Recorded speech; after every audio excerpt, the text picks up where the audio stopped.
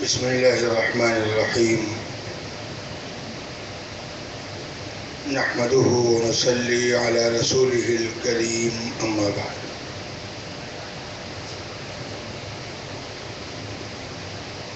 قال الله تبارك وتعالى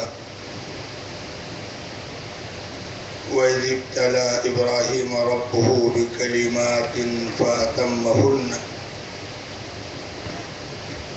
قال إني جاعلك للناس إماما قال ومن ذريتي قال لا ينال عهد الظالمين صدق الله العظيم. حضرات علماء کرام، حاضرین مجلس، آج کا آپ کا یہ عظیم الشان جلسہ، یہ پاکیزہ محفل، جس میں آپ نے ابھی تک بہت ہی بامعنی، بامقصد، قیمتی گفتگو سنی، ہمیں صحیح سمت اور صحیح راہ دینے والی گفتگو.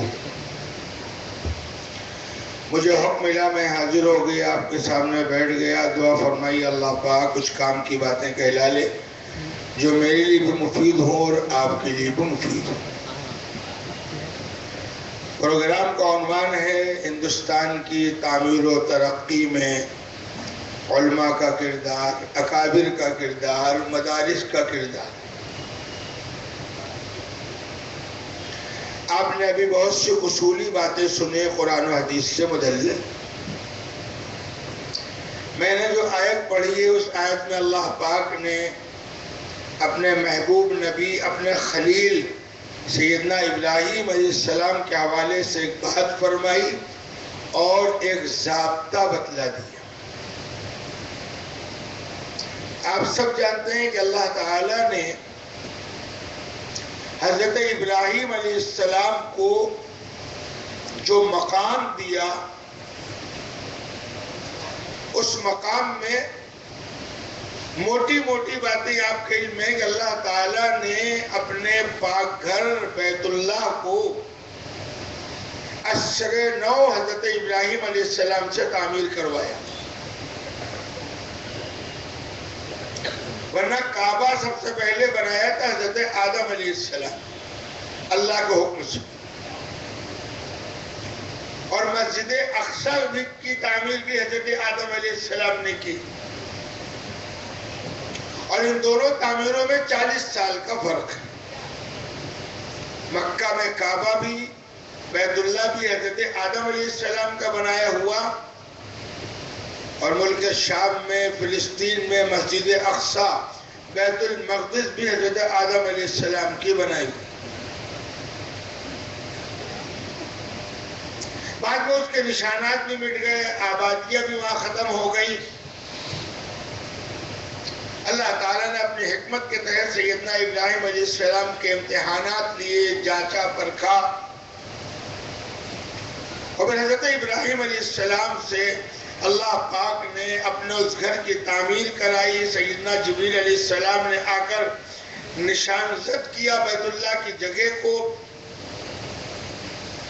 حضرت ابراہیم علیہ السلام نے اپنے بیٹے حضرت اسماعیل کے ساتھ مل کر اس گھر کی تعمیر کرائی. پتھر اٹھا اٹھا کے لایا جا رہا ہے، رکھا جا رہا ہے. جب دیواریں کچھ اوپر ہو گئی تو اللہ تعالیٰ نے آسمان سے، جنت سے وہ پتھر بھیجا جس پتھر پر کھڑے ہو کر سیدنا ابراہیم علیہ السلام نے خانہ کعبہ کی بقیہ تعمیر کی.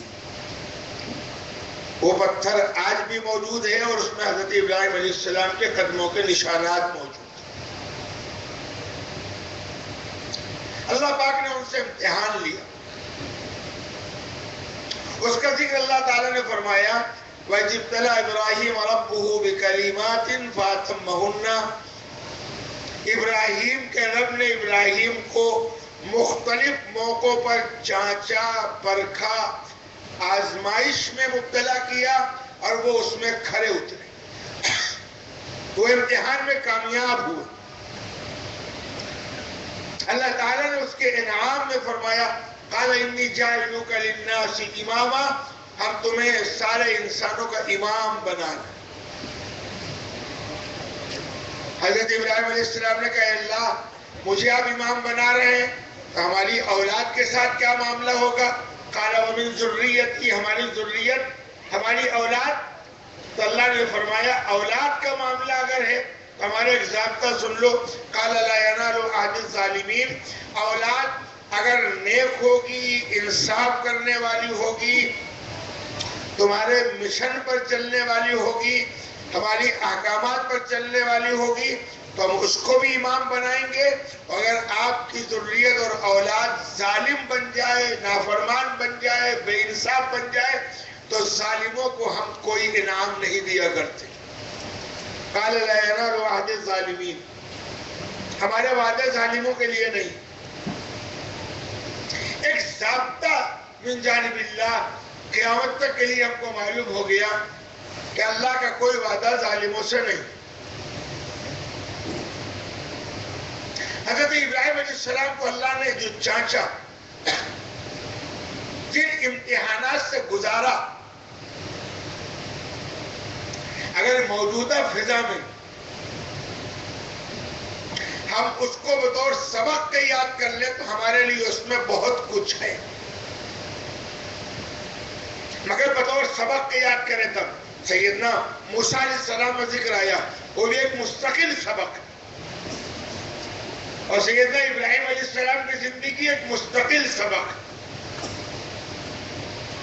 اس سبق کے حوالے سے تھوڑی سی گفتگو آپ سے کرنی ہے، اس میں ہندوستان کی تاریخ کی جھلک بھی آ جائے گی، ہمارے اکابر کی قربانیاں اور مزاج بھی سامنے آ جائے گا کہ انہوں نے کس حوصلے اور عزم کے ساتھ ملک کو بنایا ہے، سنوارا ہے، سجایا ہے، آزاد کرایا ہے، تعمیر و ترقی میں حصہ لیا ہے، اور آج تک علماء اور سنجیدہ افراد ملک کو کس ترقی پر دیکھنا چاہتے ہیں۔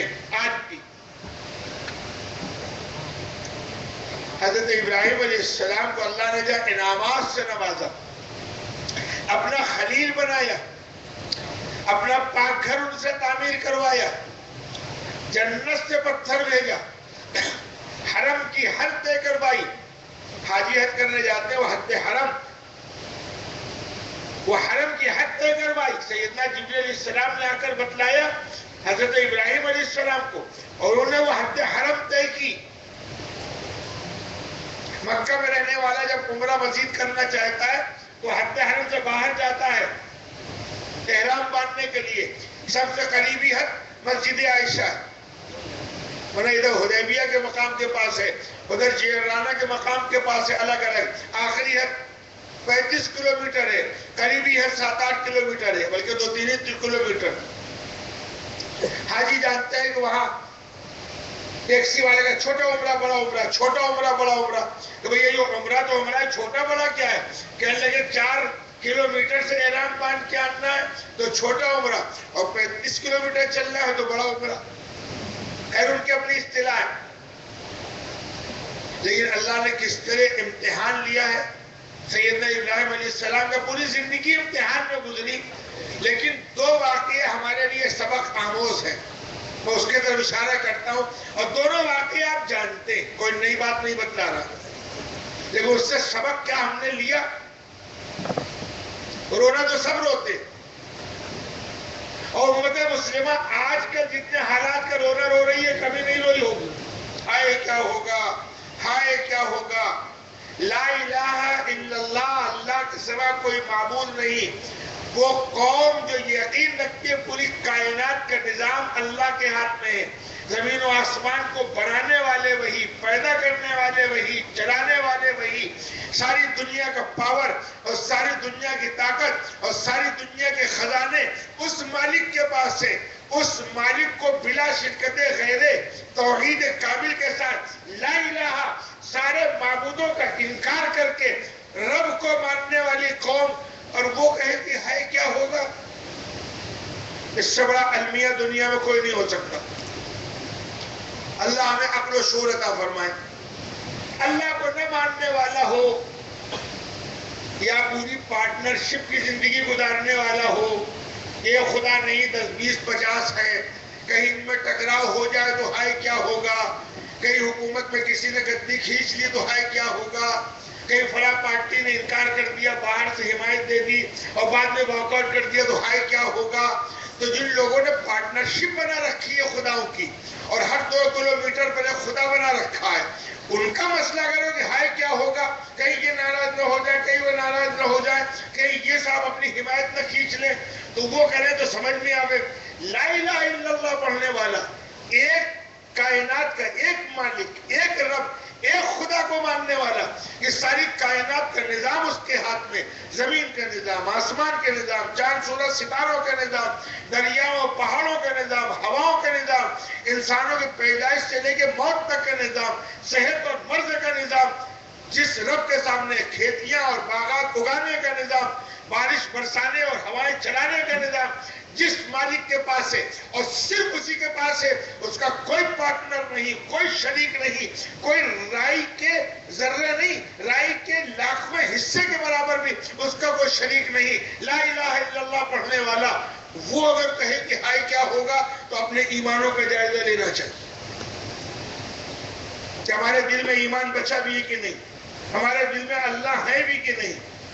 اس لیے دل میں ایک ہی چیز آئے گی، یا اللہ آئیں گے یا خرافات آئے گی. اپنے دل کا جائزہ لیں. جس دل میں اللہ ہوتے ہیں، یہ جو واقعات حضرت موسیٰ علیہ السلام کا واقعہ اور میں نے حضرت ابراہیم علیہ السلام کا واقعہ چھیڑا، اس میں 2 باتیں میں نے اسی لیے چھیڑی. پچھلے مہینے آپ نے قربانی کی، لیا جانور خرید کے، چھوٹے اور بڑے، اخلاق کے ساتھ لیا ہے، دکھاتے ہوئے لیا ہے، پورے محلے میں گھماتے ہوئے لیا ہے، ہار پھول پہناتے ہوئے لیا ہے، جو بھی لیا کرنے والا جانے، لیکن لائے. عید کے دن مزے سے ذبح بھی کیا اور بڑھیا بڑھیا بوٹیاں بھی بنائی اور بڑھیا بڑھیا پکوان بھی پکائے، سب کچھ کیا. لیکن اس کی روح کیا تھی؟ اس کا مقصد کیا تھا؟ اس کا پیغام کیا تھا؟ اس کا سبق کیا تھا؟ اس کی تاریخ کیا تھی؟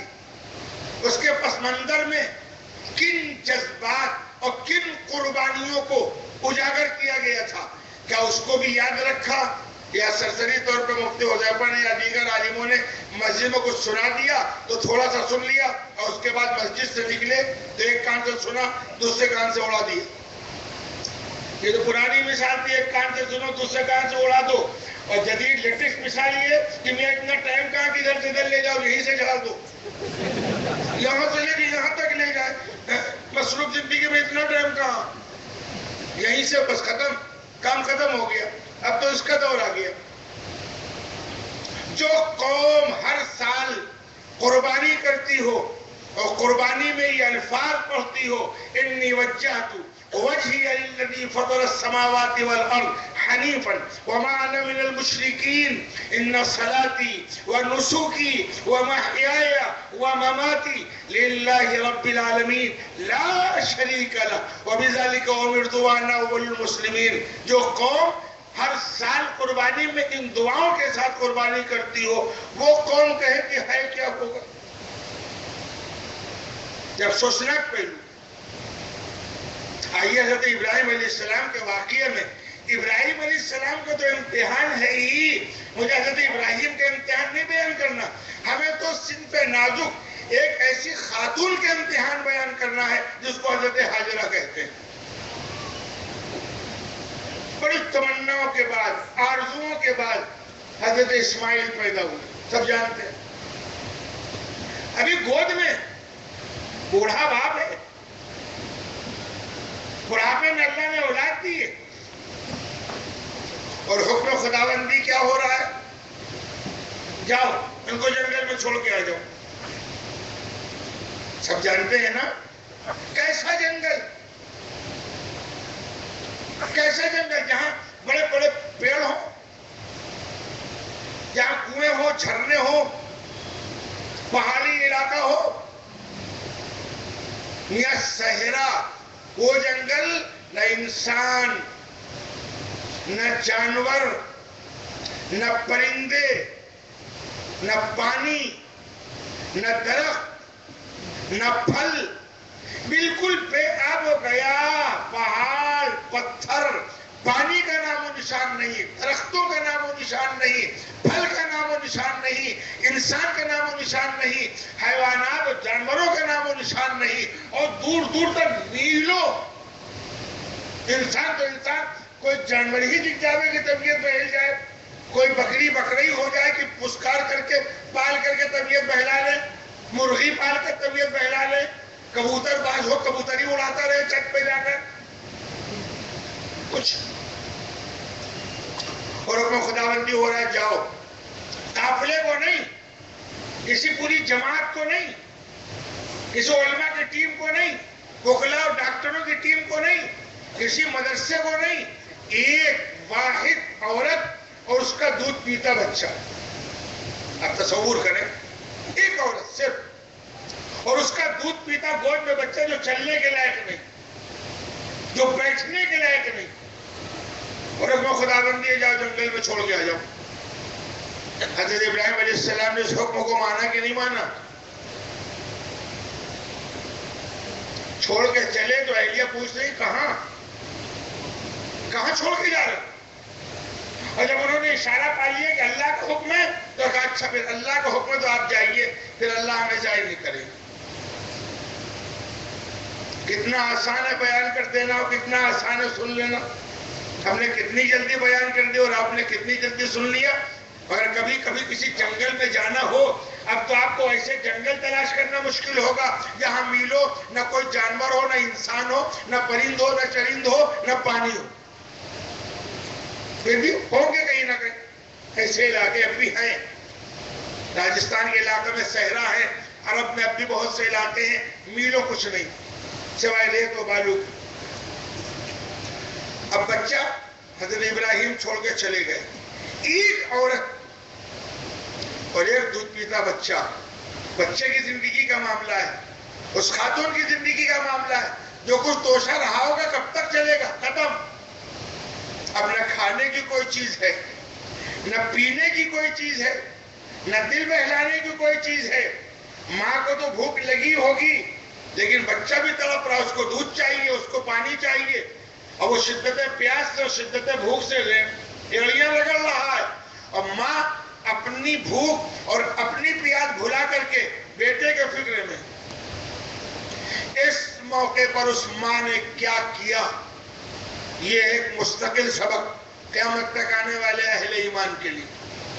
دو کام کیے، اللہ سے رابطہ نہیں توڑا، مایوس ہو کر نہیں بیٹھی۔ نوٹ کیجئے گا میرے جملہ، لکھ لیجئے گا کاپی میں۔ جدوجہد اور محنت کی، ایک طرف دعا بھی ہے، اللہ سے رابطہ بھی ہے، اور اللہ کے فیصلے پر راضی بھی ہے، اور انہیں دھونا نہیں ہے اللہ بھی ہمیں ملی ہے مصیبت میں ڈالنے کے لیے۔ جی لوگ کہتے ہیں مولانا نماز بھی پڑھتے ہیں، زکوٰۃ بھی نکالتے ہیں، اور کوئی ایسی بات بھی نہیں ہے، پتہ نہیں کیا غلطی ہو گئی کہ حالات بگڑ گئے، اتنے دودھ کے دھلے ہیں، ابھی آسمان سے اترے ہیں، فرشتے بھی ان کے آگے آگے ہاتھ جوڑ کے کھڑے ہو جائیں، پتہ نہیں کیا غلطی ہو گئی، اس کو بیچارے کو پتہ ہی نہیں، خالی نماز پڑھ لیا اور زکوٰۃ دے دی، یہ فرشتہ بن گیا۔ کہتے ہیں مجھ سے کتنے کہہ چکے مولانا سارے کام کرتے، پتہ نہیں کیا غلطی ہو گئی کہ مصیبت آ گئی، ان کو پتہ ہی نہیں بیچاروں کو۔ وہاں پیغمبر، نبی اور رسول جو معصوم ہوتے ہیں، سارے اہل سنت والجماعت کا عقیدہ ہے، وہ تو اللہ کے سامنے معافی مانگے اور روئے اور گڑ گڑائے کہ اللہ معاف کر دے، اللہ رحم فرما دے، اللہ کرم فرما دے، اور اب اتنے دودھ کے دھلے میں پتہ نہیں کیا غلطی ہو گئی، اللہ حفاظت فرمائے۔ وہاں ایک خاتون کے جو طرز عمل آیا، اس میں مایوسی نہیں مسلمان، ہاتھ پہ ہاتھ ورنہ اتنے دور دور معلوم ہے کہ نہ پانی ہے، نہ دانا ہے، نہ جانور ہے، نہ کچھ ہے، تو آدمی کیا کرتا؟ سر پکڑ کر اللہ بھروسے بیٹھ جاتا کہ اب یا تو کوئی آسمان سے فرشتہ آ جائے یا یہی غم میں مر جائے۔ لیکن جو سبق ملتا ہے حضرت حاجرہ سے، وہ سر پکڑ کے بیٹھی نہیں ہے۔ یہ ہے میرا اس وقت کا موضوع، وہ سر پکڑ کے بیٹھی نہیں ہے۔ میں کہا کرتا ہوں، وہ جملہ پھر دہراتا ہوں، ایمانداری سے بتلاؤ تم ملک کے حالات پر رو رہے ہو، کیا ہوگا؟ پوری دنیا کی تاریخ پڑھ ڈالو، کیا اس سے زیادہ مایوس کر دینے والے حالات ہو سکتے ہیں کہ ایک خالی عورت اور اس کا دودھ پیتا بچہ، اور میلوں کوئی آبادی نہیں، کوئی درخت نہیں، کوئی جانور نہیں، پانی کا کوئی نظام نہیں، زندگی بچانے کا کوئی سامان نہیں ہے، اور اس کے بعد وہ عورت عزم کے ساتھ جدوجہد اور محنت کر رہی ہے؟ کیا دنیا میں اس سے زیادہ خطرناک حالات آ سکتے ہیں؟ کیوں اللہ نے قرآن میں اور اللہ کے نبی صلی اللہ علیہ وسلم نے فرمان میں سارے واقعات سنائے؟ کوئی قصہ سنایا ہے قرآن میں؟ کوئی کہانی کی کتاب ہے یہ؟ کیوں سنایا؟ ان واقعات کو پڑھنے والا، سمجھنے والا اور زمزم پینے والا اور حرم کی تاریخ جاننے والا اور ہر سال قربانی کرنے والا وہی جملے ادا کرے، کیا ہوگا؟ اس کا مطلب یہ کہ ہمارا ایمان کمزور ہے۔ جائزہ لینا چاہیے اپنے دلوں کا کہ دل میں اللہ ہے بھی کہ نہیں۔ جس دل میں اللہ ہو اور جس دل میں رسول اللہ ہو، ٹھیک ہے، حالات سے متفکر ہونا، حالات کا جائزہ لینا اور جائزہ لے کر پلاننگ کرنا اور مضبوط اور ٹھوس منصوبہ بنانا، یہ بات الگ ہے۔ میرا جملہ ہے کیا ہوگا؟ یہ جو مایوسی میں کہتے ہیں کہ اب تو ہم کسی لائق نہیں ہیں، ہماری تو کوئی پہنچ نہیں ہے، صاحب عدالت بھی ان کی، اور صاحب حکومت بھی ان کی، اور صاحب فوج بھی ان کی، اور صاحب پولیس بھی ان کی، اور سارے محکمے میں افراد بھی ان کے، سب تو وہی ہے، ہم تو کچھ بھی نہیں ہے۔ ارے میاں آپ کیا نہیں ہو؟ اللہ جس کے ساتھ ہے وہ کچھ نہیں ہے، وہ تو سب کچھ ہے، مگر ساتھ ہو تب نا۔ اب یہ الگ بات ہے کہ اللہ میاں صاحب نے جب پیشہ کچھ نہیں ہے، تب تو کہنا بالکل صحیح ہے کہ ہم کچھ نہیں ہیں، پھر بچائی کیا؟ حضرت حاجرہ کا جو سبق ملا وہ یہ ملا کہ انہوں نے اتنے، بھائی ظاہر احوال میں کہیں کوئی واسطہ ہے؟ ظاہر احوال میں کوئی زندگی کی رمق، زندگی بچانے کا طریقہ، ان کو تو سر پکڑ کے بچے کے بعد بیٹھ کر یا بچے کے مرنے کا انتظار کرنا چاہیے تھا یا اپنی روح نکلنے کا انتظار کرنا چاہیے تھا، مگر نہیں، انہوں نے جو سبق دیا رابطہ اللہ سے ہی، تو سب اولین چیز ہے۔ ان کو معلوم ہے کہ کائنات کا نظام رب العالمین کے ہاتھ میں، اللہ چاہیں گے، اگر اللہ کی رضا یہی ہے کہ اس میں موت آ جائے تو ہمیں یہ موت قبول، لیکن محنت کرنا شرط ہے۔ اس پہاڑی پر چڑھ کے جا رہی، کیوں؟ پانی کی تلاش میں، شاید کوئی قافلہ گزر رہا ہو، شاید کوئی لوگ نکل رہے ہوں یہاں سے، شاید کوئی آثار دکھ جائے زندگی کے، اور پھر اتر کے آ رہی ہیں اور بچوں کو دیکھ کر اس پہاڑی پر چڑھی جا رہی ہیں۔ یہ جو پہاڑی کا چکر ہے، یہ ہے اس جدوجہد کا نام، کہ جب کائنات کا نظام اللہ کے ہاتھ میں ہے تو بندے کا کام ہے اپنی طاقت بھر محنت کرنا، رزق اللہ کے ہاتھ میں۔ مایوسی کا کوئی مطلب نہیں، ایمان ہونے کے بعد ہاتھ پر ہاتھ رکھ کے، گردن لڑکا کر کے، افسردہ دل ہو کر کے، ایک دم حالات سے بددل ہو کر کے اور مایوس ہو کر گردن جھکا کے بیٹھ جانا، یہ ایمان والے کی شان نہیں ہے۔ یا تو لا الہ الا اللہ پڑھنا چھوڑ دے اور یا اپنے دل کو مضبوط کر لے۔ 7 چکر لگائے، اللہ کو تو امتحان لیتا ہے، اللہ کو تو امتحان لینا ہے کہ میری بندی اور میرے بندے حضرت ابراہیم کتنے مضبوط ہیں۔ بڑھاپے میں ملی ہوئی اولاد، کیا ابراہیم نہیں تڑپ رہے ہوں گے اولاد کو دیکھنے کے لیے؟ کیا ان کی محبت کوئی کم ہے؟ کہ جنگل میں چھوڑ کے آئے ہیں، یا اللہ تیرے حوالے ہے، یا اللہ بچہ کس حال میں ہے، زندہ ہے کہ چلا گیا، یا اللہ بیوی کس حال میں؟ حضرت ابراہیم کی کوئی طلب کم ہوگی؟ 7 چکر لگایا، اللہ سے رابطہ، محنت کی، جدوجہد کی، اللہ نے وہ چیز عنایت فرمائی، کہ قیامت تک آنے والے اہل ایمان کے لیے وہ برکت کی چیز بن گئی۔ حضرت جبریل آئے، ایڑی کے پاس پر مارا، پانی نکلا۔ حضرت حاجرہ 7ویں چکر سے واپس آئی، دیکھا پانی کا زم زم، رک جا، جلدی سے انہوں نے اس کو گھیرا، جتنا گھیر سکے، بالو، ریت، پتھر جو بھی ہو، اس سے گھیر کر کے پانی کو روکا۔ جناب رسول اللہ صلی اللہ علیہ وسلم فرمایا اگر حضرت حاجرہ نے اس پانی کی حد بندی نہ کی ہوتی تو پورے دنیا میں پانی پھیل جاتا۔ پانی کے آثار ہوئے، پانی ہوئے تو چرین پرین آئے اڑتے ہوئے، اب ایک قافلہ گزر رہا تھا، اس کے بعد دیکھا ارے پورے جنگل میں میلوں کے پانی ہے، پانی کے نظر میں، تو وہ آ کے ٹھہر گیا، اور پھر وہ گھر پوری دنیا کا وہ مرکز بنا جو مرکز تھا پہلے، کیا ساری دنیا جانتی ہے، ان اول بیت وضع للناس للذی ببکہ مبارکا وہدی للعالمین، ساری عالم کی ہدایت کا مرکز ہے۔ اللہ نے اس طرح سے مدد کی۔ کیا سبق ملا؟ کچھ سبق ملا؟ حالات جیسے بھی ہو جائیں، دو کام کر لوگے کبھی ناکام نہیں ہوگے۔ نمبر ایک، اللہ سے سچا رابطہ۔ نمبر دو، بھرپور محنت، بھرپور جدوجہد۔ ہاتھ پہ ہاتھ تک کے بیٹھنے والوں کو کوئی مستقبل نہیں۔ کیسی محنت؟ شریعت کے دائرے میں۔ کیا مطلب محنت کا؟ محنت کے بغیر تو کچھ نہیں ہے۔ پھر آگے بڑھئے، اس کو اب یہی چھوڑے دیتے ہیں۔ دو سبق یاد رہیں گے نا؟ اور یہ سبق یاد رہیں گے، اللہ سے مکمل اللہ پر پھر راضی رہنا۔ اللہ جدوجہد تو پوری کریں گے، مانگیں گے آپ سے، لیکن شکایت زبان پر نہیں لائیں گے۔ آپ دیں گے تو قبول، آپ نہ دیں گے تو قبول۔ ہم تو آپ کے فیصلے پر راضی ہیں۔ ہم انسان ہیں، ہمیں نہیں معلوم آپ کا فیصلہ کیا ہے۔ ہم تو آخری درجے کی محنت کریں گے۔ آپ نے جو لکھا وہ ہمیں ملے گا، نہیں لکھا نہیں ملے گا۔ ہم اپنے سے فیصلہ نہیں کر لیں گے، ارے نہیں پتہ نہیں ملے نہ ملے، چھوڑو جدوجہد کر کے کیا کریں گے۔ اس کی اجازت نہیں ہے۔ آپ عالم الغیب نہیں کہ اللہ کیا چاہتے ہیں۔ یہی بچہ بڑا ہو گیا، ایک امتحان ہوا، کتنا خطرناک امتحان۔ ابھی جوانی میں قدم رکھا،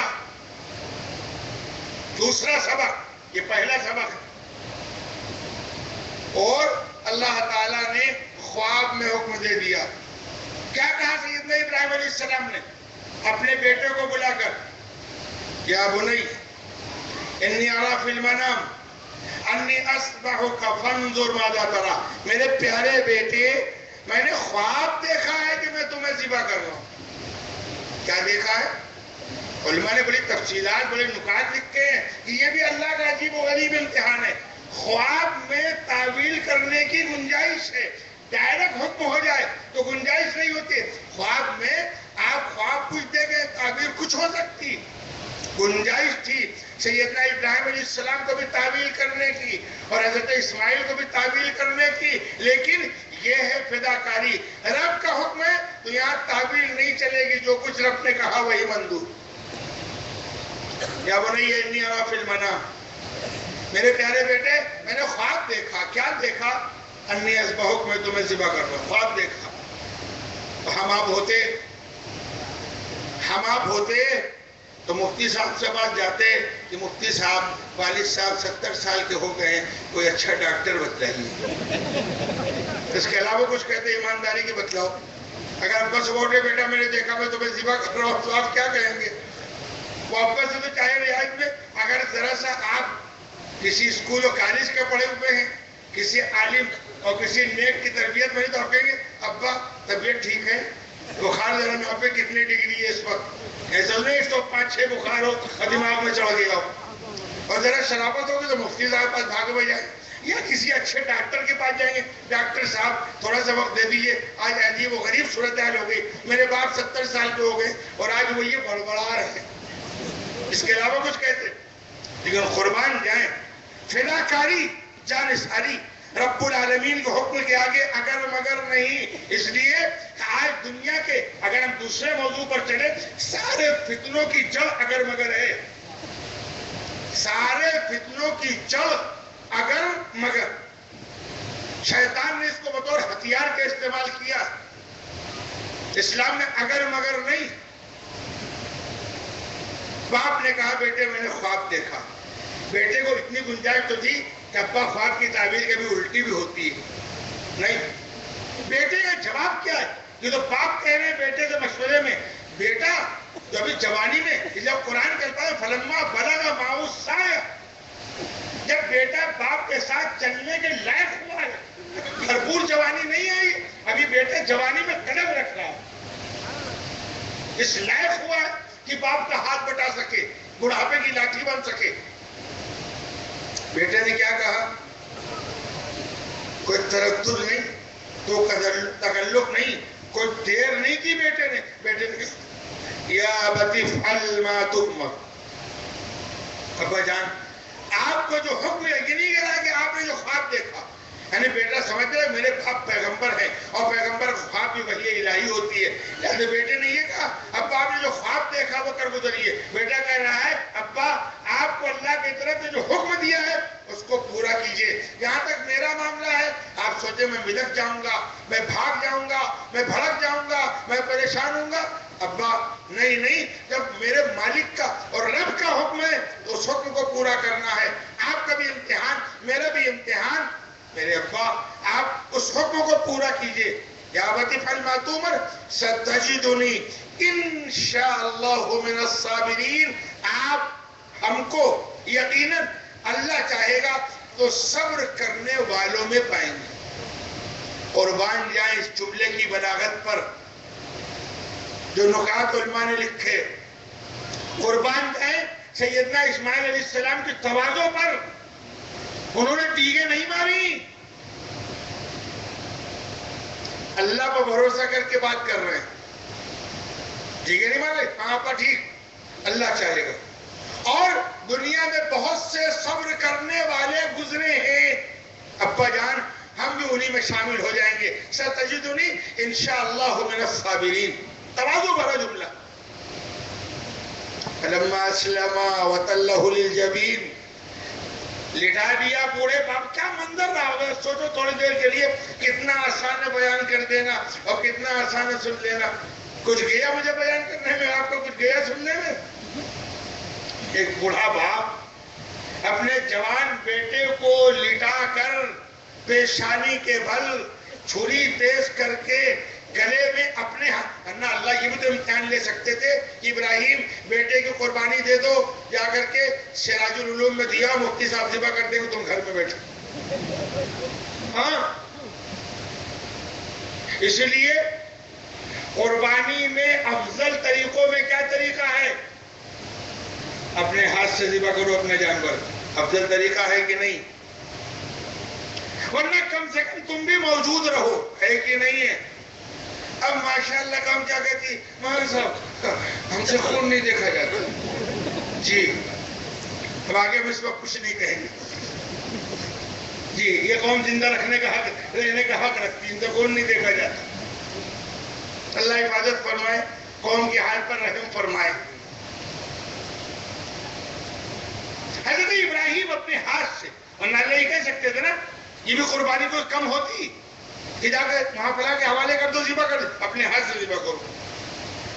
باپ نے جس وقت چھری چلائی ہوگی، ایمانداری سے بتلاؤ زمین و آسمان کی دھڑکنیں نہیں رک گئی ہوں گی، فرشتے اللہ کے سامنے کھڑے ہو گئے میرے رب مجھے معاف کیجئے گا، اگرچہ آپ نے ہم کو معصوم بنایا، اسی انسان کے پیدائش پر ہم نے اپنی رائے ظاہر کی تھی، ہمیں کیا معلوم تھا کہ یہ انسان اتنا آگے بڑھ جائے گا کہ ہم بھی اس کے سامنے وہ قیمت نہیں رکھیں۔ جب چھری چل گئی، اب چھری چل رہی ہے اور کاٹ نہیں رہی، کیوں؟ مسئلہ تو وہی آتا ہے جو اللہ حضرت ابراہیم کے لیے، حضرت موسیٰ کے لیے سمندر کو محفوظ بنا سکتا ہے، اسی اللہ نے اس چھری سے، چھری کا بے شک کام یہی ہے کہ وہ کاٹے، لیکن یاد رکھنا زندگی بھر کے لیے سارے دنیا کے نظام حکم خداوندی کے ساتھ ہے۔ پانی کا کام ڈبونا، مگر جب اللہ کا حکم ہوگا تب ڈبوئے گا، چھری کا کام ہے کاٹنا، مگر جب اللہ کا حکم ہوگا جب کاٹے گی، آگ کا کام ہے جلانا، مگر جب اللہ کا حکم ہوگا جب جلائے گی۔ اللہ نے اپنا نظام دکھایا، سیدنا موسیٰ علیہ السلام کے لیے پانی کو روک دیا تو نصیب یہ کہ ان کے لیے اس نے ڈبویا نہیں، راستے بن گئے۔ حضرت اسماعیل کے لیے چھری کو منع کر دیا، یعنی حضرت ابراہیم کے لیے آگ کو منع کر دیا، یہ اللہ نے نمونے دکھلا دیے۔ اور پھر جو قرآن پڑھنے والا اور اللہ کو ماننے والا اور نبیوں کے واقعات کو پڑھنے والا یہ کہے کہ ہائے کیا ہوگا، تو اللہ حفاظت فرمائے، تو اس کو کہیں ڈاکٹر نے کسی ڈاکٹر کو جا کے دکھا، اور دنیا کے ڈاکٹر نہیں کسی روحانی ڈاکٹر کو دکھاؤ کہ ذرا کا دل کا چیک اپ کیجئے، یہ ہائے ہائے آج کل بہت کر رہے ہیں۔ اور ہائے کی جگہ کہاں؟ ہائے کرنے کی جگہ کہاں؟ ہوٹل اور چوراہا، بس ایک کپ چائے میں ساری ہائے ہوتی ہے، پھر اپنے کام میں مست۔ ایک کپ چائے میں پوری دنیا میں انقلابی آتے ہیں، بیٹھے اخبار سامنے رکھا چائے پیتے رہے اوباما کو بھی کلمہ پڑھوا دیا اب اس کو بھی کلمہ پڑھوا دیا اور صاحب مودی کو بھی کلمہ پڑھوا دیا اور بالکل پوری دنیا میں انقلاب پیدا کر دیا چائے ختم انقلاب ختم اب چلے گا اپنے کام سے اس طرح کام نہیں چلتا یہ زندہ قوموں کا کام نہیں یہ برباد قوموں کا کام ہے اور دنیا نے ہم کو پلاننگ کے ساتھ برباد کرنا چاہا میں بزرگوں سے کم اگرچہ گپبازی میں بزرگ سب سے آگے ہیں لیکن نوجوانوں سے کہوں گا تو اپنی زندگیوں میں تبدیلی پیدا کرو فالتو وقت ضائع کرنے والی قوم دنیا میں کوئی کام نہیں کر سکتی تمہارے پاس اپنے ذاتی عمل کے اعتبار سے بھی بے شمار کام ہے اور دنیا میں خدمت خلق کے اعتبار سے بھی تمہارے پاس بے شمار کام ہے اپنی اولاد سے لے کر اپنے خاندان سے لے کر پوری امت مسلمہ اور اس کے بعد اپنے ملک کی خدمت کے لیے تمہارے پاس کام ہے تم کام کرنے کے لیے کھڑے ہو جاؤ تو تمہارے لیے 24 گھنٹے کم ہو جائیں گے تم چاہو گے کہ دن 36 گھنٹے کا ہو جائے اور بیکار پڑے رہو تو 4 اور 6 گھنٹے تم ہوٹلوں میں رات کو بیٹھے رہو گے اور جب فجر کی اذان ہوگی تو کہو گے چلو اب سوئیں پھر یہ کرو اب سونے کا ٹائم آیا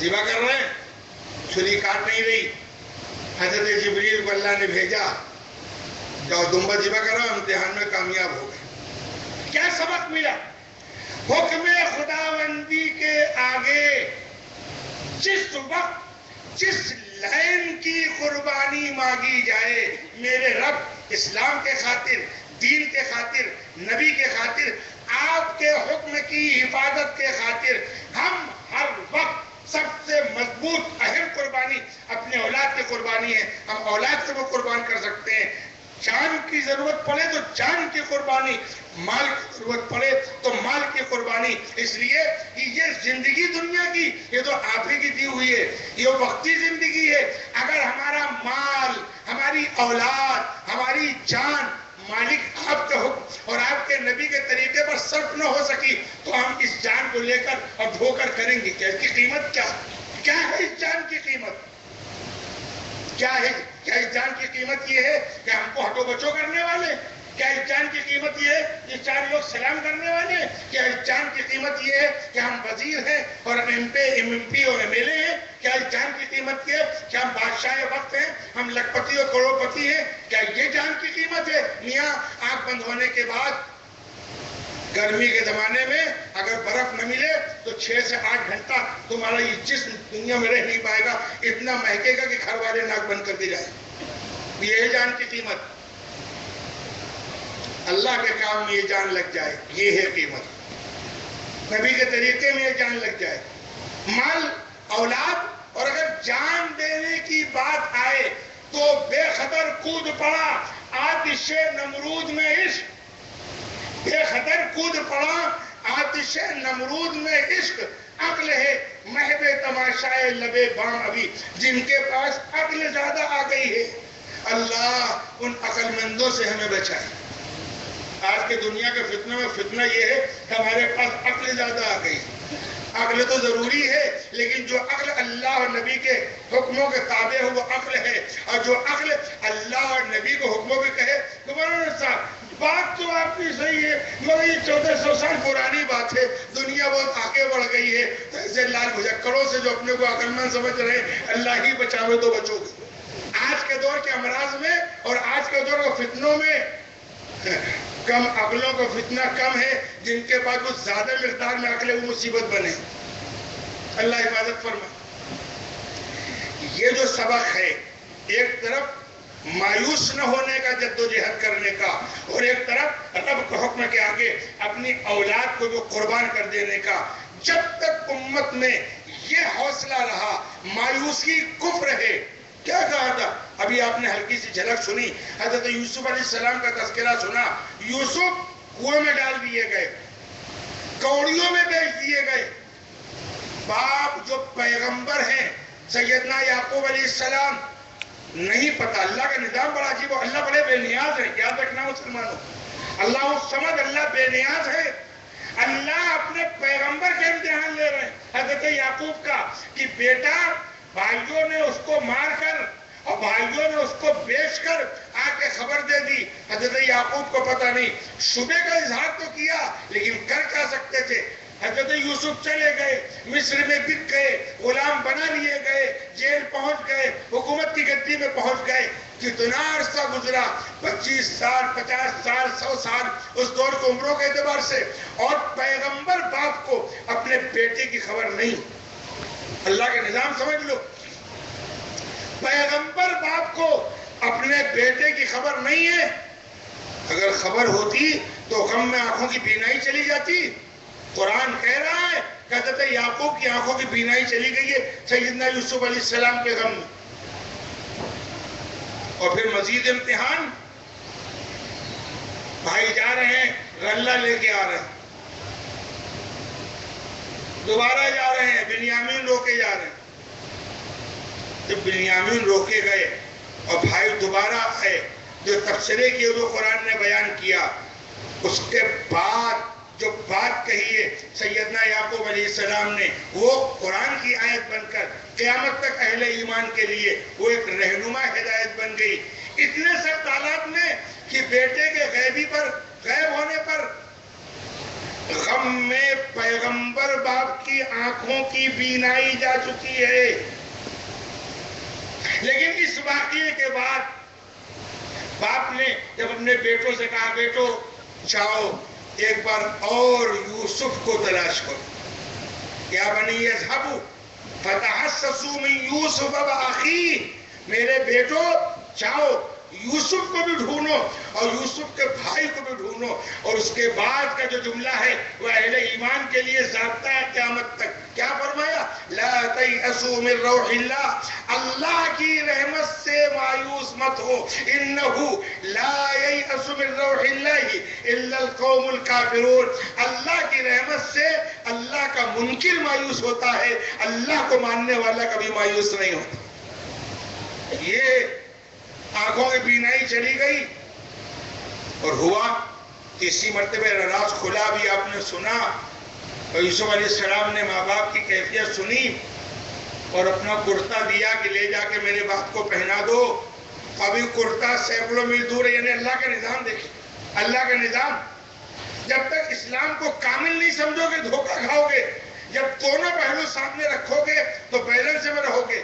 وہ خالی رکھو گے تب بھی دھوکہ کھاؤ گے، یہ واقعہ خالی رکھو گے تب بھی دھوکہ کھاؤ گے. اور جو لوگ دھوکہ کھائیں، جنہوں نے اسلام میں افراط و تفریط، کسی نے غلو کر دیا اور کسی نے بالکل نیچے گرا دیا، ان کا مطالعہ ناقص ہے.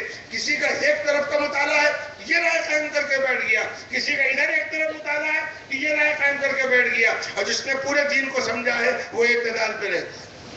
علماء دیوبند کو اللہ نے یہ شرف بخشا ہے کہ انہوں نے اعتدال قائم کیا ہے، انہوں نے پورے دین کو سمجھنا چاہا. کرتا چلا سینکڑوں میل دور ہے اور حضرت یعقوب جن کی آنکھوں کی بینائی جا چکی، کسی بیٹے کے غم میں کچھ خبر نہیں بیٹا کہاں، دعا مانگ رہے. دیکھو پھر کہہ رہا ہوں دعاؤں میں کمی نہیں ہے. مایوس ہو کر حضرت یعقوب نے دعا نہیں بند کی ہے. یاد رہے گی نہیں یہ بات؟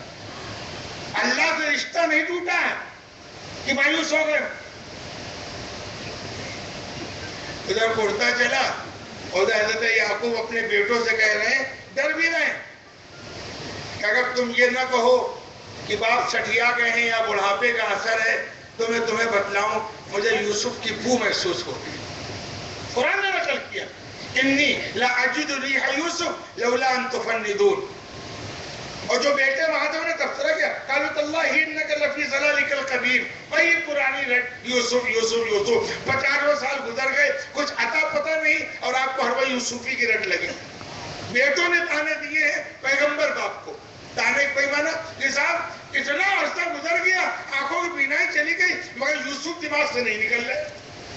جی کرتا چلا، باپ نے یہ ذکر کیا اور آخر فلما ان جاء البشیر، قرآن کہتا ہے جب خوشخبری لے کر لے آنے والا آیا اور اس کرتے کو پہنایا، آنکھوں کی بینائی واپس آ گئی. آنکھوں کی بینائی پوری تفصیلات ہیں، لیکن جس رب نے قرآن پاک میں امت مسلمہ کو ان سارے حالات سے واقف کرایا ہو، اس امت کے پاس کہیں مایوس ہونے کا کوئی بھی گوشہ ہے؟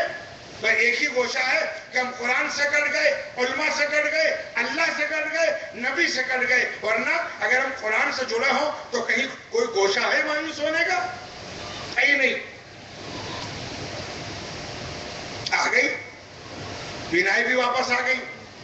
بہرحال ایک طرف جدوجہد، دوسری طرف جذبہ فداکاری. ہمارے اکابر جنہوں نے اس ملک کو انگریزوں کے ہاتھ میں چلے جانے کے بعد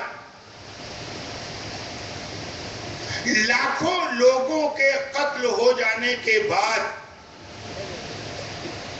دلی جیسا وہ علاقہ، بار بار آپ کے سامنے بات آئی، جہاں 1000 مدرسے تھے، سارے مدرسوں پر بلڈوزر چل جانے کے بعد سینکڑوں اور ہزاروں علماء کو پھانسیوں پر چڑھا دینے کے بعد ہزاروں لاکھوں قرآن کے نسخوں کو مسجدوں اور مدرسوں سے چھین کر جلا دینے اور دریاؤں میں پھینک دیے جانے کے بعد 40 50 مجاہدین علماء کو لین سے کھڑا کر کے ایک ایک کر کے آگ میں جلا دینے جانے کے بعد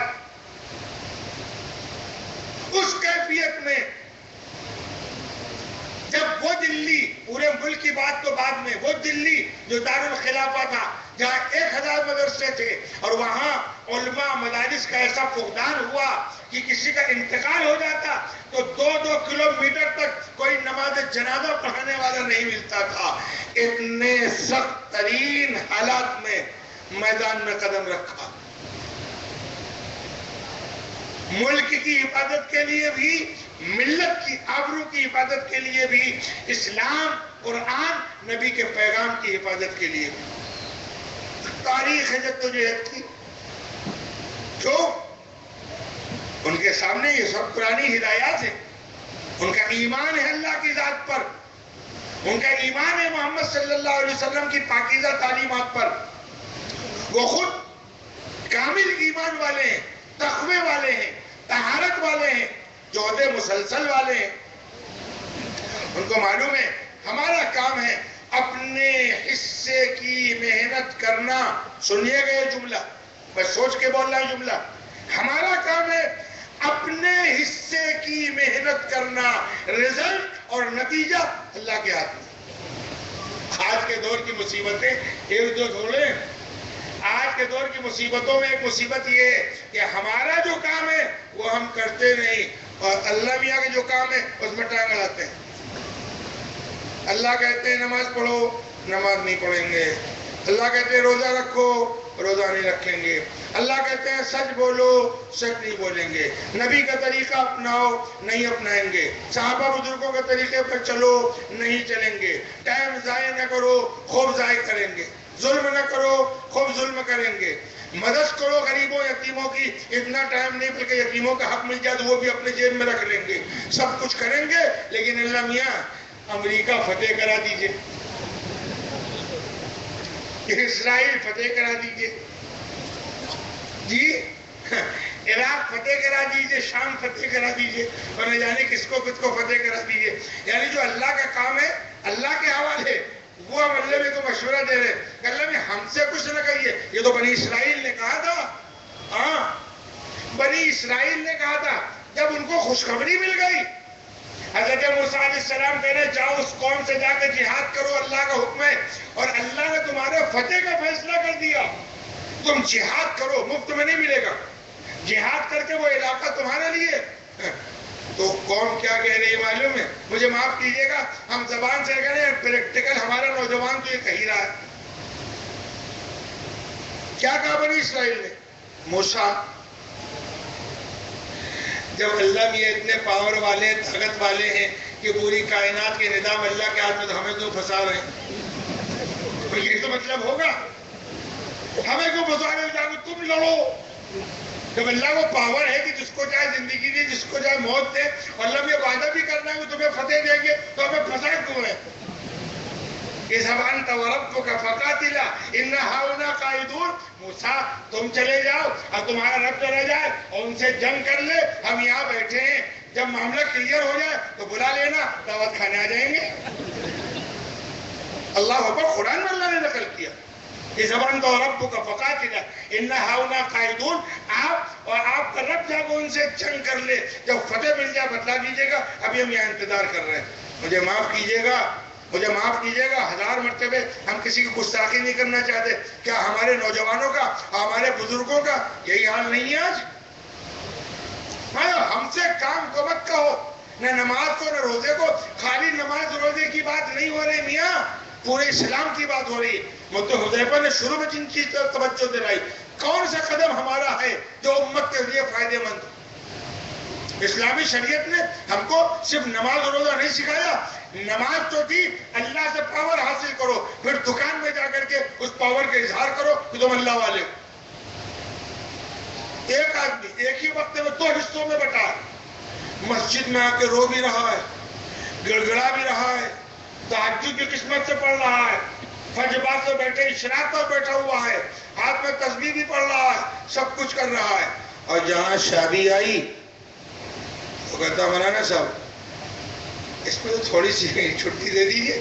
ہر وقت آپ پھنسائے رہتے ہیں شریعت شریعت, قرآن قرآن, حدیث حدیث. ارے بالکل دل و جان سے مانتے ہیں, لیکن 10 سال سے تیاری کر رہے تھے بیٹیا کی شادی کی. اب یہاں بھی کم سے کم 2-4 گھنٹے کی تو چھٹی دے دیجیے. ہم 20 گھنٹے کے مسلمان, 4 گھنٹے فری کر دیجیے, پھر 4 گھنٹے کے بعد پھر پکے مسلمان ہو جائیں گے. ہمارا نوجوان مسجد میں آتا ہے تو قسمت سے اگر وہ علماء کے تربیت یافتہ تو ٹوپی ڈھونڈتا ہے, ورنہ کہتا ہے کہ ساری دنیا کے مجلس میں تو بڑھیا کپڑے جاؤ, بڑھیا کپڑے پہن کے جاؤ, سوٹ بوٹ کے ساتھ جاؤ, اللہ میں اگر دربار میں آؤ تو ننگے. وہ الگ مسئلہ, اللہ حفاظت فرمائے. شادی میں جائیں گے تو الگ سے پہلے سے جوڑا بنوائیں گے. شیروانی پہننے والا شیروانی بنوائے گا, کوٹ پتلون پہننے والا کوٹ پتلون پہنے گا, مولانا صاحب اپنا کرتا پاجامہ شاندار بنوائیں گے. مسجد میں آئیں گے بنیان پہن گے, چڈی پہن گے. ارے چڈی ذرا سے بڑی کہہ لیے اور کیا.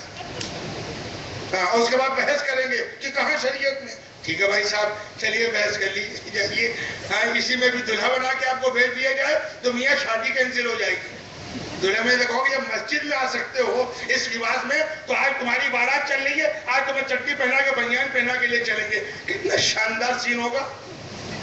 ہاں ویڈیو بھی بنائیں گے. قاضی صاحب نکاح پڑھا رہے ہوں گے, دلہا میاں چٹی بنیان میں بیٹھے ہوں گے. فوراً لڑکی والے استقبال کریں گے نا کہ آج یہ بالکل نیا پیس ملا ہے, بس یہ تو بہت شاندار ہے, اس سے بڑھیا تو کوئی پیس نہیں ہو سکتا. ہاں لیٹسٹ بالکل ایک دم, یہ تو میوزیم میں رکھنے کے لائق. خیر, انسان کا مزاج اگر ہم کو مسجد میں اگر وہ ٹوپی, ایک ٹوپی نہیں رکھے تو آگر ٹوپی ڈھونڈا, چڑائی کی ٹوپی, کس کی ٹوپی, پتہ نہیں کیسی ٹوپی. علماء نے اس کو بھی کراہت سے خالی نہیں لکھا, لاکھ لوگ رکھ دیتے اتنی بہت سی. آپ کو پہنا دیے جائے تو کیسا میری توہین ہے. اور وہ بھی کیسے پہن لی, چلیے قسمت سے پہنی, نماز پڑھی, اور نماز پڑھنے کے بعد میں نے اپنی آنکھوں سے دیکھا بعض تو انہوں اتارا رکھ دیا, اب بعد میں جب مسجد سے نکل یوں اتارا یوں پھینکا اور باہر چلے گئے. کیوں؟ ہو گیا اسلام کا کام. اب مسجد سے باہر اسلام کا کیا تعلق. مسجد سے نکلتے ہی مسجد صاحبہ السلام علیکم, قرآن السلام علیکم, اسلام السلام علیکم, اللہ میاں السلام علیکم, پیغمبر صاحب السلام علیکم. اب دکان جا رہے ہیں بالکل فری, پھر اگلے وقت میں آئیں گے تھوڑی دیر کے لیے کلمہ پڑھنے. اس طرح کا ہی کام بنے گا. ہم تو 24 گھنٹے کے مسلمان ہیں, پیدائش سے لے کے موت تک. ہماری تعلیم مسلمان والی نہیں ہونی چاہیے. اسکول میں اسٹوڈنٹس ہے, طالب علم اسکول میں پڑھ رہا ہے, کیا وہاں فری ہے؟ کس نام سے اس نے وہاں داخلہ لیا؟ اور کہ کہیں فارم میں مذہب کا کھانا ہے تو مذہب کے کھانے میں لکھ رہے ہو مسلمان, اور مسلمان بن کے جا رہے ہو. دکان میں مسلمان بن کے رہ رہے ہو. ڈاکٹر صاحب دواخانے میں مسلمان بن کے ہیں, وکیل صاحب عدالت میں مسلمان بن کے ہیں, جج صاحب مسلمان بن کے ہیں. ساری جگہ تو ہم نے اٹھا کر کے اسلام کے جنازے نکال دیا, تو سوائے رونے کا اور کیا ہوگا. کیا ہے فلانا آ گیا تو آئی گیا فلانا, پھر کیا ہوگا. ہمارے اکابر کو, علماء دیوبند کو میں نے ایک ہلکا سا نقشہ کھینچا, بار بار سنتے رہیں گے, اس رخ میں میدان میں آئے. ہاں قاسم نانوتوی وغیرہ, پھر شیخ الہند, پھر آگے شیخ الاسلام. ملک کے وہ حالات جو ظاہر احوال میں بالکل مایوس کن تھے, انگریز اپنی پورے پاور میں تھا, اور اتنے پاور میں تھا کہ انگریزوں کا دعویٰ تھا کیا کہ ہماری مملکت میں کہیں سورج غروب نہیں ہوتا, کیا مطلب؟ اتنے بڑے ایریے پر قبضہ کیا کہ آج اگر ہماری اس مملکت میں سورج ڈوب رہا ہے تو جہاں نکل رہا ہوگا وہ بھی ہماری مملکت میں. اتنے بڑے ملک جس نے اس ملک پر مکمل قبضہ کر لیا، قتل عام مچایا، ہزاروں علماء کو پھانسی پر چڑھا دیا. علماء کی خالی بات کر رہا ہوں، میں نے لاکھوں ہندوستانیوں کو. اس کے بعد اچھوں کی ہمتیں ٹوٹ جائیں لیکن قربان جائیں. جب انسان کے سامنے آئیڈیل ہوتا ہے قرآن اور اللہ کے احکامات، حضرت حاجرہ، حضرت ابراہیم اور حضرت یعقوب اور حضرت یوسف اور حضرت پیغمبروں کا اسوہ سامنے، حضرت موسیٰ علیہ السلام، وہ قوم جو نبیوں کو اسوے کو سامنے رکھتی ہے، قرآن کو سامنے رکھتی ہے، شریعت کو سامنے رکھتی ہے، وہ کبھی مایوسی کے شکار نہیں ہوتی. اور سنو، مایوسی کے شکار نہیں ہوتی، کبھی وہ ظالم نہیں ہوتی، وہ انصاف کرتی. ایک تو پہلو مایوسی کے شکار نہ ہونا، لیکن پھر میدان عمل میں ہوتی تو کرتی کیا ہے؟ کیا مطلب مایوسی کے شکار نہ ہونا؟ یا بہت مضبوط دل کے ہیں، کیا مطلب اتنے مضبوط دل کے ساتھ چلتے ہوئے زبردستی لوگوں کا گلا دبا دیتے ہیں، زبردستی لے کر کے ٹھائیں کر دیتے ہیں؟ کیا مطلب ہے مضبوط دل کا؟ مضبوط دل کا مطلب یہ ہے کہ اللہ پر پورا بھروسہ کرتے ہوئے، پوری عزت کے ساتھ رہتے ہوئے، اللہ سے رابطہ کرتے ہوئے اپنے اعمال اور کردار کو بھی عمدہ بناتے ہیں، اور دنیا کے لیے وہ رحمت بن کے رہتے ہیں، دنیا کے لیے عزت بن کے رہتے ہیں، دنیا کو حق دیتے ہیں، انصاف دیتے ہیں، ظلم کے خلاف کھڑے ہوتے ہیں، مظلوم کے ساتھ رہتے ہیں. وہ خود ظالم نہیں بنتے، وہ بے انصافوں کے ساتھ نہیں رہتے، انصاف کرتے ہیں. وہ غریبوں اور یتیموں کا حق نہیں مارتے بلکہ غریبوں اور یتیموں سے ہمدردی رکھتے ہیں، ان کے ساتھ بیٹھتے ہیں. ان کا مسئلہ یہ نہیں ہے کہ کوئی غریب بغل میں آ کے بیٹھ جائے تو منہ بنا لے کہ صاحب میری پوزیشن گر گئی اور میری حیثیت گر گئی، یہ کہاں کر میرے بغل میں بیٹھ گیا. نہیں، بلکہ وہ اس کے ساتھ ہمدردی کا معاملہ کرتے ہیں. لیکن اس دور میں دو کام بڑے خطرناک ہو رہے ہیں. نمبر ایک، جن کو اللہ نے نواز دیا وہ کمزوروں کو حقیر سمجھنے لگے، کمتر سمجھنے لگے. نمبر دو، جن کو نہیں نوازا وہ ہر مالدار سے حسد اور جلن کے شکار ہو گئے. جی، مالدار غریبوں کو منہ لگانے کو تیار نہیں، اور غریب کسی مالدار کو جنت پہنچانے کا مسئلہ نہیں کرے، تو سب جہنم میں جائیں گے، ٹھیکہ ان کے پاس. دونوں رائے غلط، دونوں رائے غلط. انسان کیا غریب کیا مالدار، یہ تو دنیا کا نظام یاد رکھنا. دنیا کے نظام کے تحت آخرت کے فیصلے نہیں ہے. یہ نہیں کہ دنیا میں جو غریب وہ آخرت میں بھی غریب، اور دنیا میں جو امیر وہ آخرت میں بھی امیر. نہیں، یہ تو دنیا کا نظام ہے. ابھی آپ نے سنا دنیا دارالامتحان ہے. یہ تو اللہ کا نظام امتحان کا ہے. کسی کو دے کر امتحان لے رہے ہیں، کسی کو نہ دے کر امتحان لے رہے ہیں، کسی کو عہدے میں امتحان میں، کوئی محکومی میں امتحان میں، کوئی دولت میں امتحان میں، کوئی ہٹو بچوں کے جھرمٹ میں امتحان میں، کوئی بالکل پسماندہ ہے. 24 گھنٹے ہر انسان کا امتحان ہو رہا ہے. یہ دلیل نہیں ہے آخرت کی. آخرت کی دلیل ہے جس نے اللہ، نبی، صحابہ، بزرگوں کے طریقہ اپنایا وہ اللہ کا منظور نظر ہے. جس نے چھوڑ دیا وہ ریجیکٹ. ایک غریب اللہ کا منظور نظر ہو سکتا ہے، اور ایک وزیر اور امیر اللہ کے رجسٹر میں ریجیکٹ ہو سکتا ہے. اور اس کا الٹا بھی ہو سکتا ہے کہ وزیر اللہ کا منظور نظر ہو اور غریب مزدوری کرنے والا یہ ریجیکٹ ہو جائے. معاملہ اس کے عمل پر ہے. لہذا کمزوروں کو حقارت سے دیکھنا یہ بھی حرام، اور مالداروں کے ساتھ حسد و جلن رکھنا یہ بھی حرام. اکابر نے خسرو کو سامنے لیا، ملک کو آزاد کرایا. آزادی کی پوری تاریخ پڑھیے. آزادی کے بعد ملک کو کیا دیا. میں 5-7 منٹ میں آپ کو یہ گفتگو کر کے اپنی بات مکمل کر لوں، اس لیے ابھی تو آپ کو یہ سب بھی پڑھنی ہے. آزادی سے پہلے جو دیا بہت کچھ دیا. آزادی کے بعد اور آزادی وقت کیا دیا معلوم ہے؟ علماء نے کیا دیا، مدارس نے کیا دیا، مسلمانوں نے کیا دیا، مسلم جماعتوں نے کیا دیا، جمعیت علماء نے کیا دیا. آپ سب جانتے ہیں ملک کے پہلے وزیر تعلیم مولانا ابوالکلام آزاد ہیں، جانتے ہیں نا؟ مولانا ابوالکلام آزاد کا نام سنا ہے؟ ان کی خدمات پڑھو، شیخ الہند، شیخ الاسلام، مفتی کفایت اللہ، مولانا عبد الرحمن، مولانا احمد علی سعید، مولانا عبدالباری فرنگی محلی، مولانا محمد علی جوہر، مولانا شوکت علی، یعنی ایک دو نہیں سینکڑوں نام ہیں، جو بڑے موٹے موٹے نام ہیں۔ علماء کی بات کر رہا ہوں، باقی تو اور جو لیڈران ہیں ان کی تاریخ پڑھو کہ ملک کو آزادی دلانے میں ان کا کردار کیا ہے، اور ملک کو ترقی دلانے میں، آزادی دلانے میں، ترقی دلانے میں، مستحکم کرنے میں، ملک کو اپنے پیروں پر کھڑا کرنے میں، دنیا میں نیک نام بنانے میں ان کا کیا کردار۔ آج ہمارا ملک اگر فسادات سے اپنے کو بچا لے اور سارے لوگوں کو حقوق ادا کرے اور ذہن کی گندگی اور کڑوا پر نکال دے، کوئی مدرسے کے خلاف گالی بک رہا ہے، کوئی لو جہاد لیے بیٹھا ہے، کوئی ساکشی ہے، کوئی یوگی ہے، اور کوئی پتہ نہیں کیا کیا بھوگی، خدا جانے کیا کیا کتنے ہیں، وہ تو شاعروں کے پاس سارے جتنے قافیے بھیج دو تو کچھ اس میں کلام کریں گے، بیٹھے بیٹھے سنکا کرتے۔ تو ساکشی کا بنایا آیا تو ہم سے ایک صاحب نے کہا کہ صاحب ان کا یہ بیان آیا، تو انہوں نے کہا ساکشی جی سے کہو کہ مدرسے کو بعد میں پہنچ لیں، کشمیر میں سیلاب آیا ہوا ہے، لاکھ لوگ متاثر ہیں، کم سے کم کچھ اپنے آشرم وغیرہ سے پیسوں سے لے کر وہاں جا کر کے کچھ لوگوں کو پہلے زندگی بچا کے آمیں، اس کے بعد مدرسے کو کوسیں۔ میں نے تو اخبار میں بھی چھاپ دیا، وہ اخبار والوں مجھ سے پوچھا، میں نے کہا میں اپنے مدرسے کی پیشکش کرتا ہوں، ساکشی جی آ کے داخلہ لے لیں، ان کے لیے الگ کمرہ دے دیں گے، کچھ دن پڑھ لے میں تاکہ ان کو بھی معلوم ہو جائے کہ مدرسوں میں کیا پڑھایا جاتا ہے۔ لیکن پلانی کے ساتھ گالی بکنا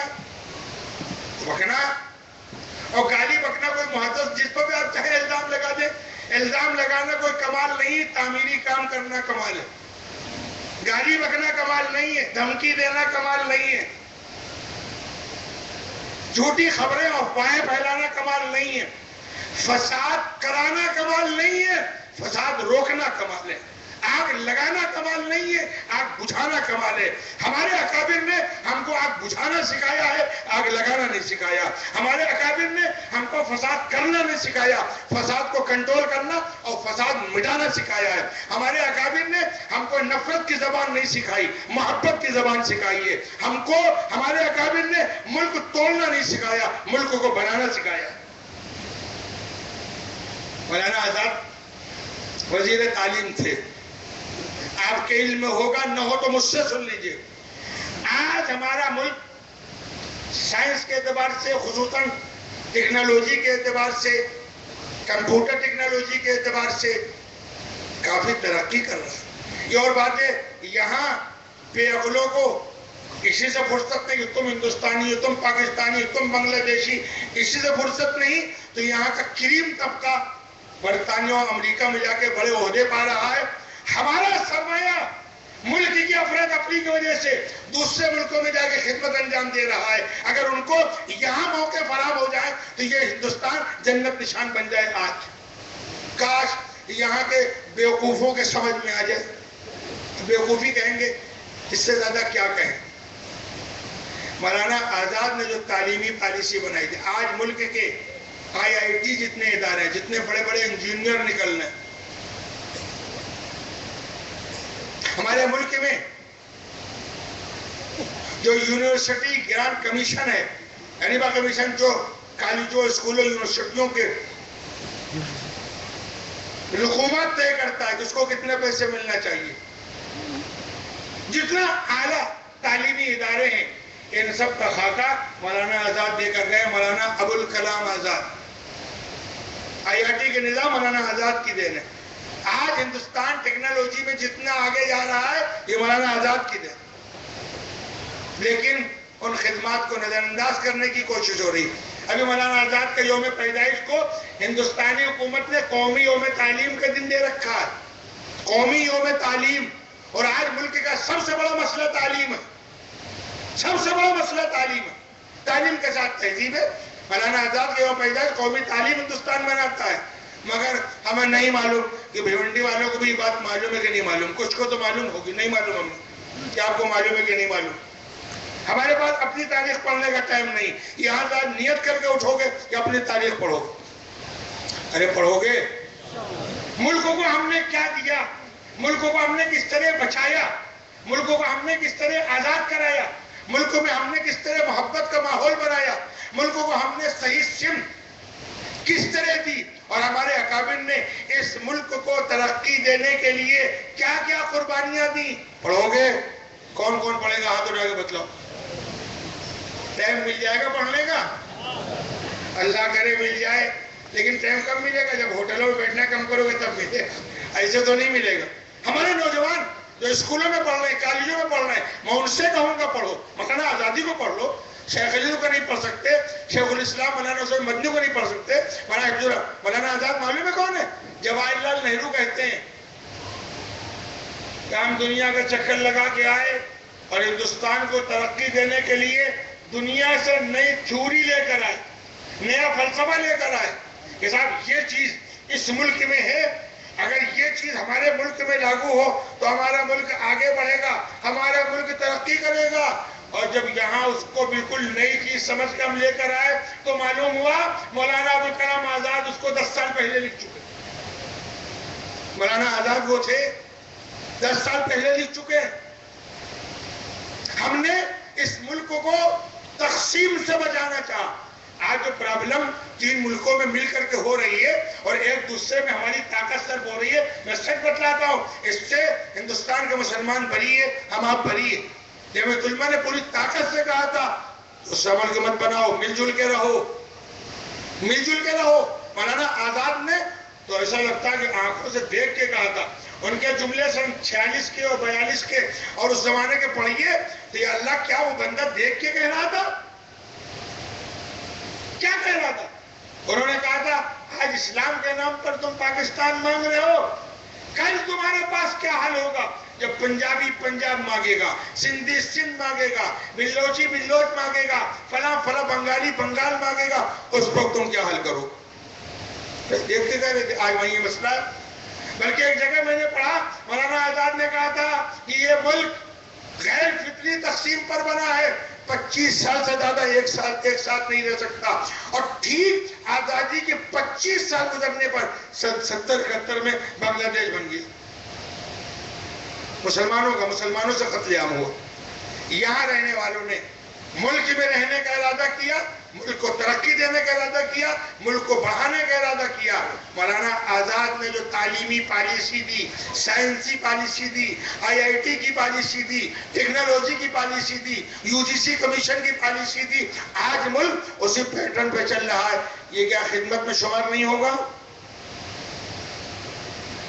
ملک میں قومی یکجہتی اور اتحاد پیدا کرنے کے لیے آج پھر کمزور پڑ گئی.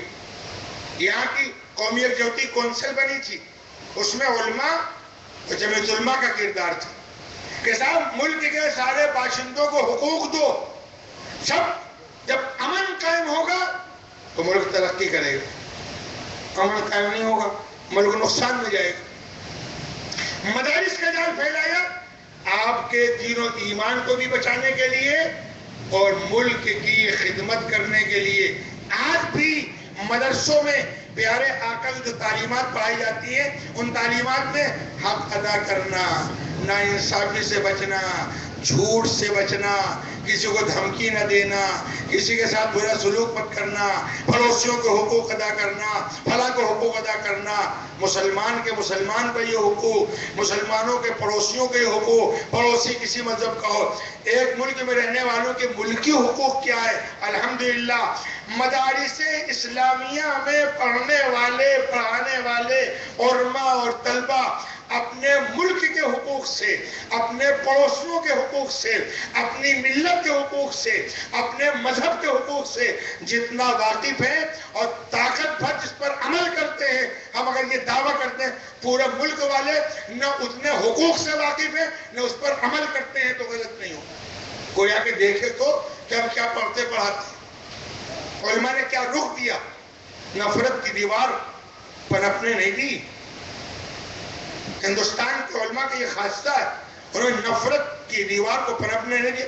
ہم نے اپنوں کی مخالفت کی، نفرت کی اگر بات کی اور اپنوں کی گالیاں سنی. ہم محبت کے پیغام لے کے آئے ہیں. اور آخری بات میں یہ کہہ دوں، اس ملک کا جو اپنا اصلی مزاج ہے وہ نفرت کا نہیں. ہزاروں سال سے یہاں مل جل کر لوگ رہ رہے ہیں. یہ اور بات ہے کہ بہت پلاننگ کے ساتھ اور منصوبوں کے ساتھ جھوٹ کا سہارا لے کر، اسٹوری بنا کر، ٹی وی پر خبریں بنا کر، کہانیاں بنا کر، میڈیا کے ذریعے ہفتوں اور مہینوں جھوٹ اور سچ کی کہانیاں بنا کر دماغوں کو زہریلا بنایا جا رہا ہے. لیکن اس بڑے اجلاس کے حوالے سے، مدارس کے حوالے سے، علماء کے حوالے سے، مجاہدین آزادی کے حوالے سے، یہ امن پسند شہریوں کے حوالے سے، مسلمان لا الہ الا اللہ محمد رسول اللہ پڑھنے والے ہندوستانی شہریوں کے حوالے سے یہ بات صوبے سے لے کے مرکز کی حکومت تک اور ملک میں بسنے والی ساری تنظیموں تک پہنچ جانا چاہیے کہ تم جو کچھ بھی نفرت کا پرچار کر کے کرو گے، کل مستقبل کا مورخ تمہیں صرف یہی نہیں لکھے گا کہ تم مسلمانوں کے دشمن تھے، تم مدرسوں کے دشمن تھے، تم علماء کے دشمن تھے. مستقبل کا مورخ قلم لیے منتظر ہے کہ وہ یہ لکھے گا تم ملک کے غدار تھے، تم ملک کے دشمن تھے. 20 کروڑ مسلمانوں کو جو ملک کے قومی دھارے سے کاٹ کر یہ سمجھتے ہیں کہ ملک پنپ جائے گا، امن قائم ہو جائے گا، عزت مل جائے گی، وہ احمقوں کی جنت میں رہتے ہیں. مسلمانوں، تمہیں ادھر نہیں دیکھنا، تمہیں تو اپنا کردار ادا کرنا ہے، اپنا کیریکٹر بنانا ہے، پیغمبر صلی اللہ علیہ وسلم کی سیرت پر چلنا ہے.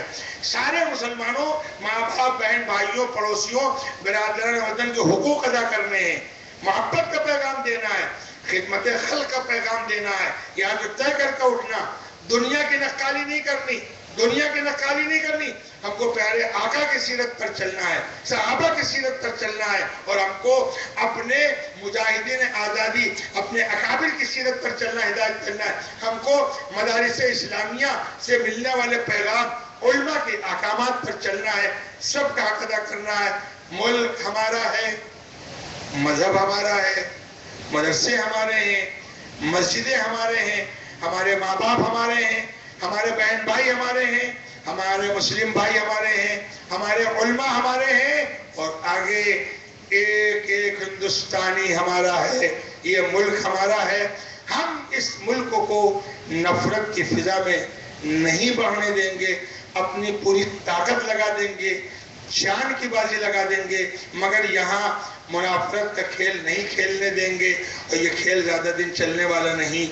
مدارس اسلامیہ کی حفاظت بھی کریں گے اور اس کے پیغام کو عام بھی کریں گے. اللہ پاک ان حقیقتوں کو سمجھ کر پھر وہیں پر آ جائیے. مایوسی کفر ہے، ایمان اور مایوسی، ایمان اور بزدلی، ایمان اور افسردگی، ایمان اور ہائے ہائے، ایمان اور ہائے کیا ہوگا، یہ ایمان کے ساتھ جمع نہیں ہو سکتا. ایمان میں کمال پیدا کرو اور اپنی عزت و آبرو کی حفاظت کرو. علم میں کمال پیدا کرو، کیریکٹر کو مضبوط کرو، ملت کی بھی خدمت کرو، ملک کی بھی خدمت کرو. دنیا کیا کر رہی ہے؟ ہم محبت ہی محبت ہیں، خدا شاہد ہے. ہم کو نفرت کی نگاہوں سے نہ دیکھا جائے، لیکن وقت نزدیک ہے. آواز یہ دے گی قدرت، جتنا پھوکا ہے نشیمن اسے پھوکا جائے. وآخر دعوانا الحمدللہ. ابھی مولانا کی دعا ہوگی. آج کے اس اجلاس میں ایک بہت اہم پاکیزہ کلام ہے جو نواز دیوبندی کا بنایا ہوا ہے. اللہ کے نبی صلی اللہ علیہ وسلم کے مختلف اوصاف کا تذکرہ کرتے ہوئے پیارا سلام ہے. وہ پڑھیں گے مولانا مدن الحق صاحب کے صاحبزادے حافظ عبداللہ صاحب. آگے آ جائیں. اور ان کے سلام سے پہلے ایک آدھ اعلانات ہیں. ہمارے اسٹیج پر 3 حضرات الگ الگ مختلف کام کی کتابیں لے کر آئے ہیں. حافظ اشتیاق صاحب بھی ہیں، شکیل بھائی بھی ہیں، اور عبدالرزاق صاحب بھی ہیں. دعا کے بعد آپ حضرات اسٹیج پر آ کر بیٹھ جائیں گے. ان تمام کتابوں کا تعارف کرنے کا موقع نہیں ہے. موضوع سے مناسب کام کی کتابیں ہیں، ان کو حاصل کریں. ایک ہفتے پہلے ٹھاکرے حال میں جو پروگرام ہوا تھا اس میں علماء کرام کے قیمتی بیانات کی سی ڈی ہے جو یہاں پر 50 روپے میں ایک سی ڈی دی جائے گی. شکیل بھائی کے پاس میں نے وہ سی ڈی رکھا دی ہے, آپ حضرات اس کو بھی حاصل کریں. تشریف لائیں. حافظ امین الحق عبداللہ صاحب.